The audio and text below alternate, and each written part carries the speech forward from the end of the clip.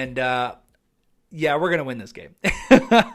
Could this be a trap game? Could the Cardinals pull the upset of the year? Absolutely not. Don't think that for a second. The Cowboys will be ready and they will take care of business. Yep. I know. But I'm here, man. And just like the Cowboys, we're turning the page. We're moving forward. I'm here. I'm taking my L's. I was completely wrong. I get it. But here we go. Week 4, Cowboys Patriots. Prescott, touchdown.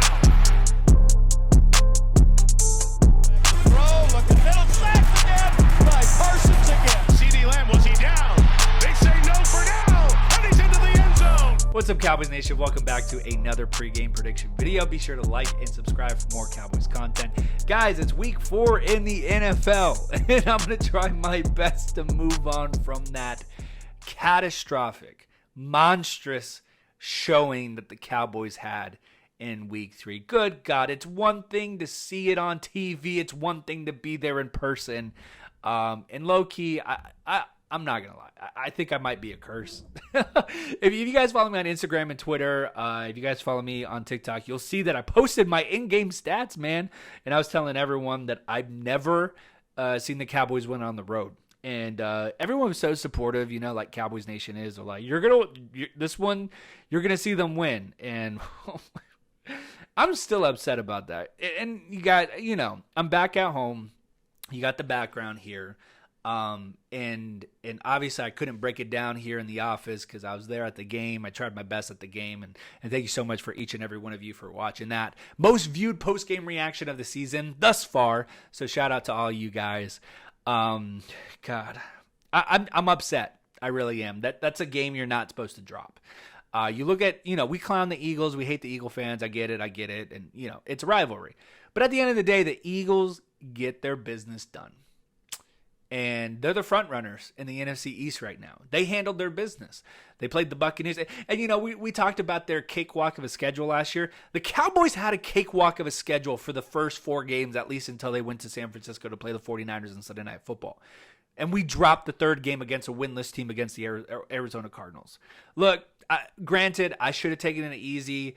I thought it was going to be a pretty clear win. Obviously, it wasn't.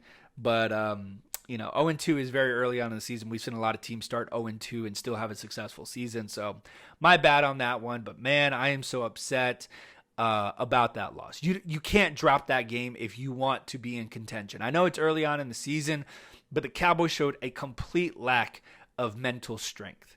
They were outcoached, and that is just something you don't want to see. And it was a complete 180 from how we felt the past couple of weeks about this team, feeling good about them, and to go out there and lay that egg. Just awful, man. Just awful. I'm upset. I'm angry. I'm trying my best to turn the page. But they better get their stuff together this week. No lie. They better get it done. And statistically, I think they will. We'll jump into it. But let me say one more thing too. I've seen a lot of people blame Dak Prescott for that loss. And let me just say this. You might as well just say out loud or wear a sign that says you don't know the game of football. Okay? I'm going to be real.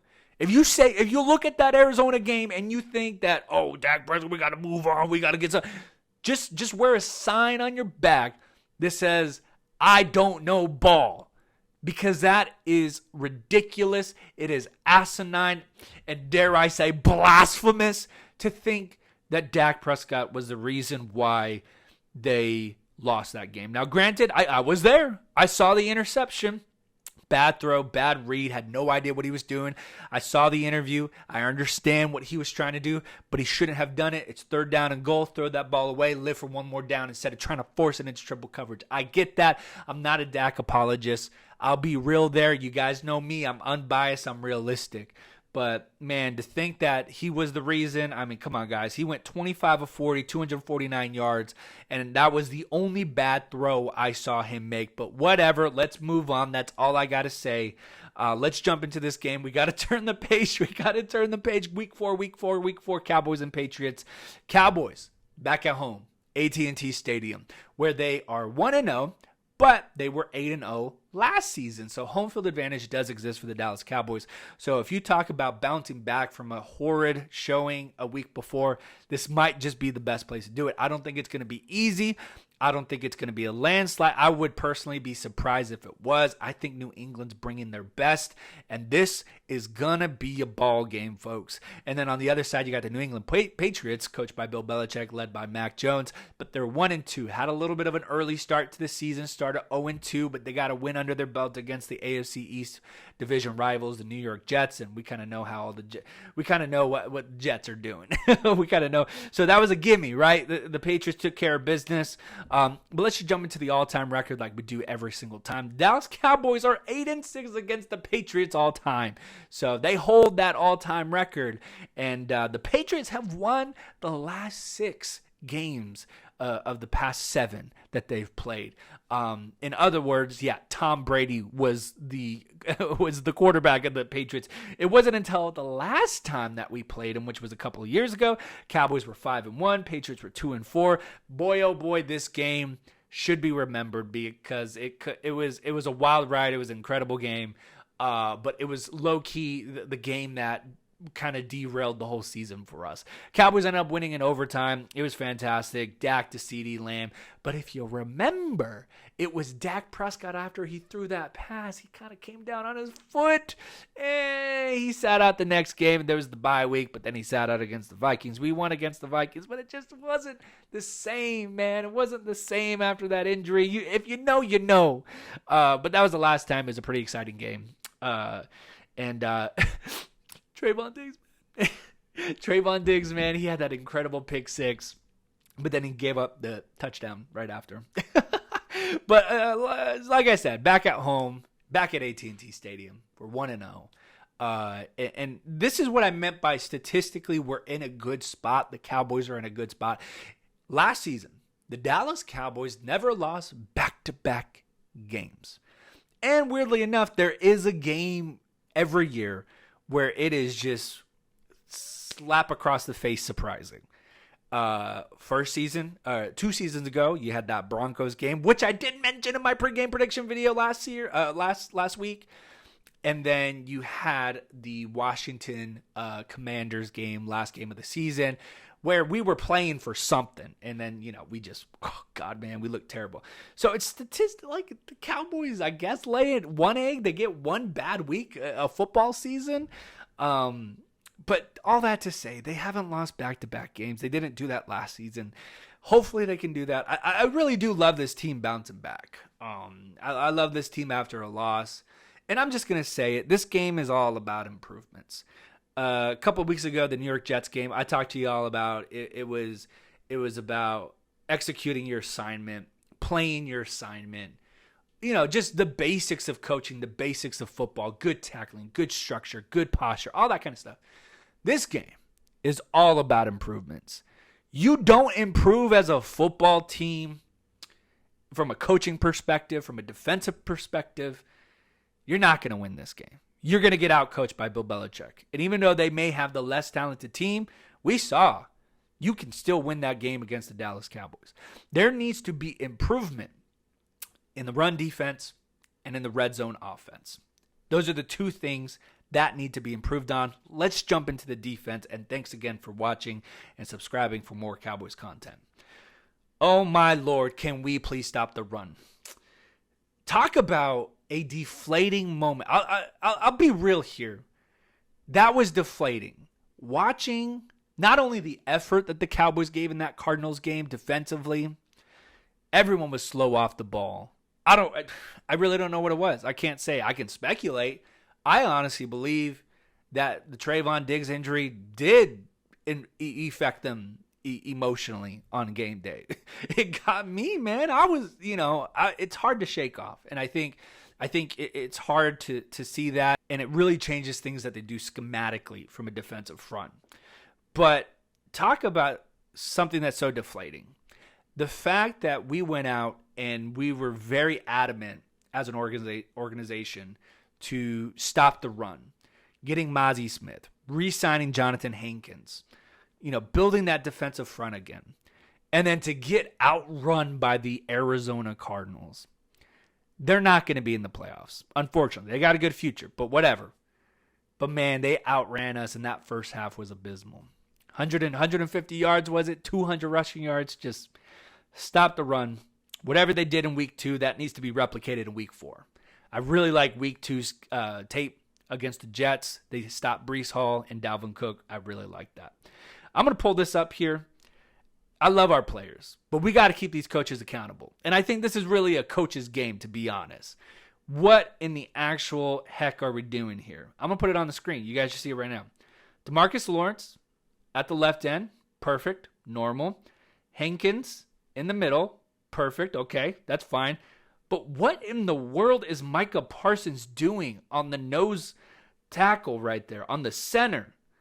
And then to the right, we got our first-round draft pick, Mozzie Smith, on the right side, lining up with the tackle. And oh my God, I saw this in training camp, and I hated it, and I don't know why we keep coming back to it. But Leighton Vander Esch is playing defensive end on the edge. Dan Quinn, love you, but stop it. Stop it. You got too cute. You got too creative. This doesn't make sense. And Leighton Vander Esch, I love you, man. The Wolf Hunter, number 55. We need to see a better effort from you. And I think he will. He knows that. I don't got to call him out or anything like that. He'll have a better game. Don't worry about him. But back to the New England offense here. They have yet to score over 20 points, guys. First game, they scored 20. Second, 17 points. Third, 15 points. Statistically, they're on a downward trend. I'm just going to be real with you guys. This is the Dallas Cowboys. They're going to show up. The Patriots are going to show up like it's their Super Bowl. Not that they're bad. I mean, they've been to the Super Bowl. I don't want to be insulting in that way. But you guys know. Everyone shows up to play the Cowboys. So I think they break the 20, and I think this is going to be a really close game. But like I said, more than just the coaches executing and putting their players in their best position to execute, penalties, missed assignments. Good God, man. This was such a sloppy game in week 3. That's what gets me mad more than anything, is we were beating ourselves all day long against the Cardinals. We never gave ourselves a chance. But if we can do that, and I think we can, I believe we can. We've shown that before. This is a talented group of guys. We're still the same team, and we can bounce back. So here we go. Defense predictions. I'm not going to lie. These were hard. It's so hard to make predictions after you see your team do that, but I believe they can bounce back. I really do. They're still a good defense, and this is still a really good team. So I think my man DaRon Bland bounces back. He kind of had a rough going in week 3, but I do believe he goes out there, gets an interception. I believe DaRon Bland gets one for the team. I also think this is a huge game for DeMarcus Lawrence. We need him, man. We need him in the run game, but I think he's going to be great on Sunday, and I believe he's going to get 2 sacks on Mac Jones. And last but not least, we need to get back to forcing turnovers, and I think Micah Parsons forces a turnover. I think he forces a fumble on Sunday, and those are my defensive predictions. Moving on. All right, boy, oh boy, we're into the offense here.